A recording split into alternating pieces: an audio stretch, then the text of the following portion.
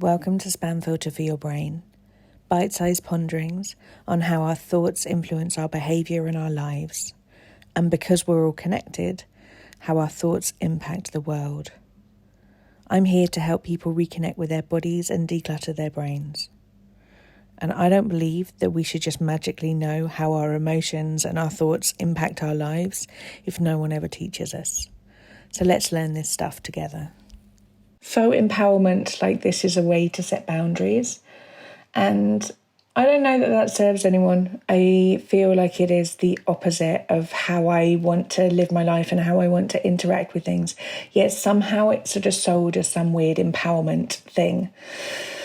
So here's me over here being contrary again, and out here with the wild opinion that my friends actually don't need to do anything for me.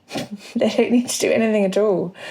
The fact remains that I benefit from loving my friends. Like, my friends in my life are an absolute joy. And quite often when I hear people having difficulties with friendships or not trying to iron out difficulties or try and navigate their way through difficult circumstances, quite often what I hear is, they didn't do that and so I should behave like this, or I'm the one always making all the effort, or they never return messages, or I sort of put them through this test in a way where I withheld my love from them, I withheld my friendship, and they basically didn't notice. And so clearly I'm the one doing all the legwork here, and so why should they win the prize of me?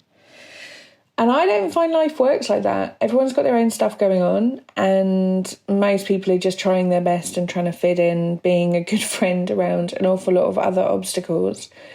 And I find it hugely more beneficial for me when I'm like, oh, this person's really amazing. I would like them in my life. I'm going to do everything that I can within my energy levels the rest of my life and my remit to remind that person regularly that I think they're brilliant. That's basically what friendship is to me. A whole load of series of remembering to try and big people up, remind them that I appreciate and I see them, and check in occasionally and see what they need. They don't have to do anything or be anything in order to be worthy of that kind of action and interaction from me, because it's me that benefits. I'm the one who gets to love them, and frankly that's just like a brilliant feeling.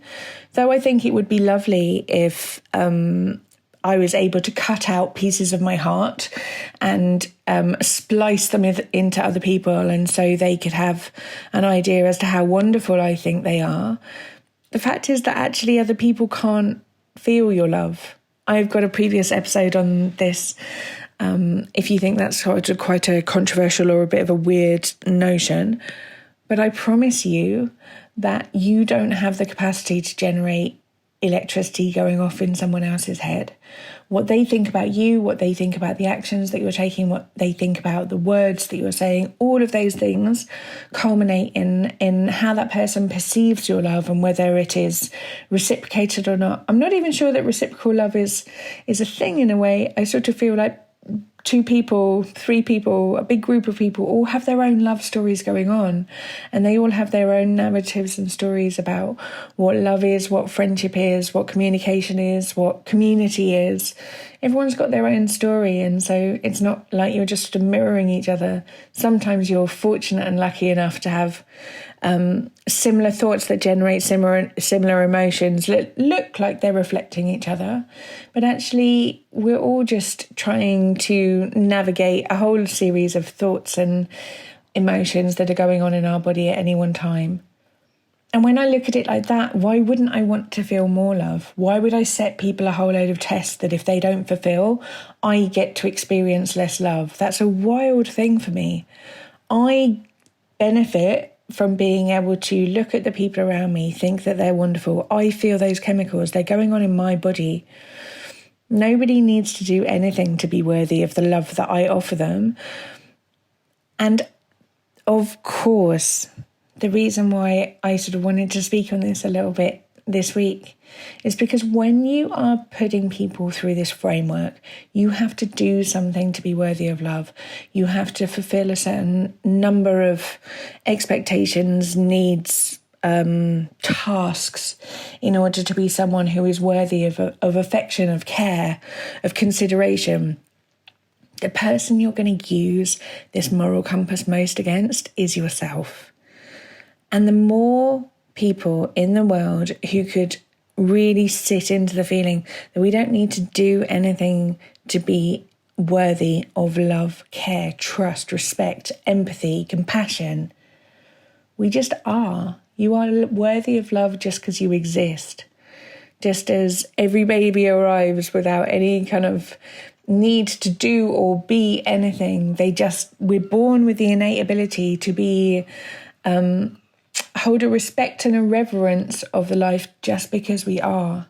When we hold that as our core value, we are able to step back a little bit and hopefully reflect that in the people around us, and they're great training grounds and great testing grounds for this theory, so you can learn how to access that part of your brain. Nobody needs to do anything in order for me to be able to love them.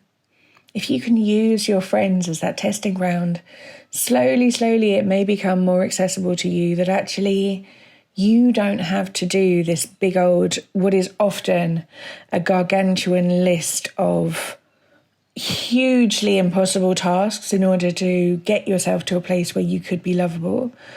Maybe you're just lovable just because you are. Just because you happen to be alive on this great big spinning rock of air and water at this particular moment. How incredible that you get to voyage with the people around you that you love in all of the history of time. What are the chances of that? Really, it's absolutely phenomenal.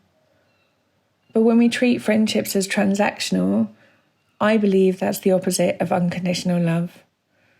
And if we can learn to have our friends around us as little learning step ladders to be able to explore what unconditional love feels like for us, there is more of a chance that we're going to be able to feel it for ourselves. I hope that's some food for thought for you this week, and I look forward to speaking to you next week.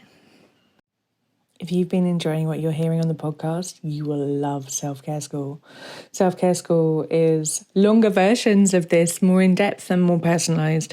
We have a whole hub of courses from body image to boundaries, perfectionism, time management, and a whole range of other topics. You name it, there's probably a course on it.